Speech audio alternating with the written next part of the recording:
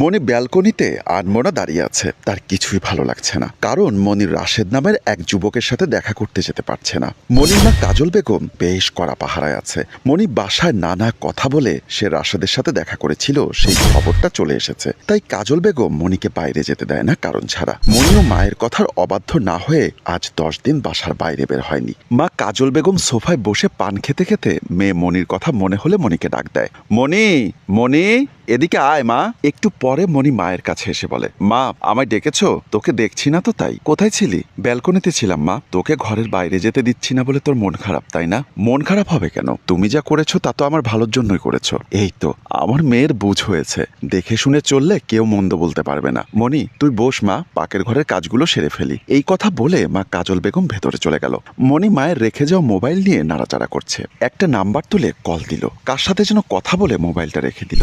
সোফার এক পাশে বসে আছে আর চিন্তা করছে। এরই মাঝে মা কাজল বেগম ভেতর থেকে মনিকে ডাক দিলে মনি আসছি বলে ভেতরে চলে যায়। পাকের ঘরে মা মেয়েকে রান্নার সব কাজ শিখতে বলে কাজল বেগম কাজ করছে। মেয়ে মনিতা তাকিয়ে দেখছে। এরই মাঝে কলিং বেলের শব্দ শুনে মা কাজল বেগম বলল, এই অসময়ে আবার কে আসলো? যা তো মা, দরজাটা খুলে দে তো। মনি বলল, না মা, তুমি যাও, আমি রান্নাটা দেখছি। কাজল বলল, ঠিক আছে, আমি যাচ্ছি বলে চলে গেল। আর মনি কাজে মনোযোগ দিল। কাজল বেগম এসে দরজাটা খুলে দিতেই দেখে মনির বান্ধবী নদী দাঁড়িয়ে আছে। নদী সালাম দেয় এবং ভিতরে আসে। কাজল বলল, অনেকদিন পর, তা কেমন আছো? নদী বলল, ভালো আছি। মনির কি শরীর খারাপ? কাজল বলল, কেন, এই কথা কেন বলছো মা? না মানে বেশ কিছুদিন কোচিং করতে যাচ্ছে না তো, তাই স্যার বলছিল এরকম কোচিং গ্যাপ দিলে পরীক্ষায় খারাপ করবে। আমাকে একটু দেখে যেতে বললো, তাই আসলাম। ঠিক আছে, তুমি বসো, আমি মনিকে পাঠাচ্ছি। কাজল বেগম চলে গেল। নদীর সোফায় বসে এরই মাঝে মনি আসলো। তারা কথা বলতে থাকে আর হাসাহাসি করে। এর মাঝে কাজল তাদের জন্য চা নিয়ে আসে।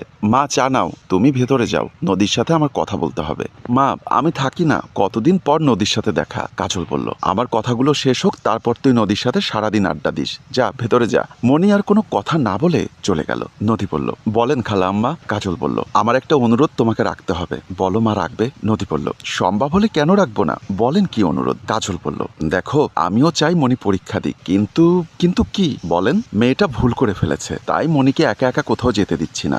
যদি তুমি আমার মেয়েকে সাথে করে এনে বাসায় দিয়ে যেতে, তাহলে কোচিং করতে যেতে দিতাম। অসুবিধা কোথায়? আমার সাথে যাবে, আমার সাথে আসবে, তাহলে আরো ভালো লাগবে। তুমি আমাকে বাঁচালে মা। যাক, আমি নিশ্চিন্ত হলাম। তাহলে আমি মনিকে তোমার কাছে পাঠিয়ে দিচ্ছি, তোমরা বসে গল্প করো। আর হ্যাঁ, তুমি খেয়ে যাবে কিন্তু। এই কথা বলে কাজল ভিতরে চলে গেল। দুই বান্ধবী একসাথে কাজলের বাসা থেকে বের হবে। এমন সময় কাজল বেগম বলে, মা নদী, আমি কিন্তু তোমার ভরসায় আমার মেয়েকে যেতে দিচ্ছি। তোমার দায়িত্ব তুমি পালন করবে, আমি আপনার দায়িত্ব সঠিকভাবে পালন করব। আপনি চিন্তা করবেন না তো। মা, যাবার টাইমেও এমন করবে? তুই আর কি বুঝবি মেয়েদের যন্ত্রণা। যাও মা, তাহলে গেলাম। আয়, চল মনি। তারা দুজন বের হয়ে গেল আর কাজল বেগম ভেতরে চলে গেল। রাশেদ কলেজের কোচিং ক্লাসের সিঁড়িতে দাঁড়িয়ে অপেক্ষা করছে কখন মনি আসবে। রাশেদের যেন মন মানছে না মনিকে এক নজর দেখার জন্য। আজ কতদিন পর আমার মনিকে দেখবো। এর মাঝে নদীও মনিকে সিঁড়ি দিয়ে উঠতে দেখে রাশেদ খুশিতে লাফিয়ে ওঠে এবং জড়িয়ে ধরে বলে, এত দেরি করলে কেন? আমি কখন থেকে দাঁড়িয়ে আছি। রজকিনী প্রেমের জন্য 12 বছর বর্ষি বেয়েছে, আর তুমি 10টা দিন ধৈর্য ধরতে পারছো না? 10 দিন আমার কাছে 10 বছর। তোমাকে যে কি বলে ধন্যবাদ দিব বুঝতে পারছি না। এতে ধন্যবাদ জানানোর কি আছে? মনি বলল, তোমার বুঝি খুব কষ্ট হচ্ছে? রাশেদ বলল, কষ্ট হবে না? মনের মানুষের সাথে দেখা নেই, সাক্ষাৎ নেই। আমি জানি আমার দিন কেমন কেটেছে। মনি বলল, আমি ক্লাসে গেলাম, আর তোরা একটু পরে আয়। মনি চলে গেল। রাশেদ বলল, একটু কাছে এসো। রাশেদ মনিকে কাছে টেনে নিতে চাইলে মনি বলল, এখানে না, কেউ দেখে ফেলবে, তাহলে আর আসতে পারবো না। এখানেই তো কেউ নেই। আচ্ছা, তুমি এত অস্থির হলে হবে?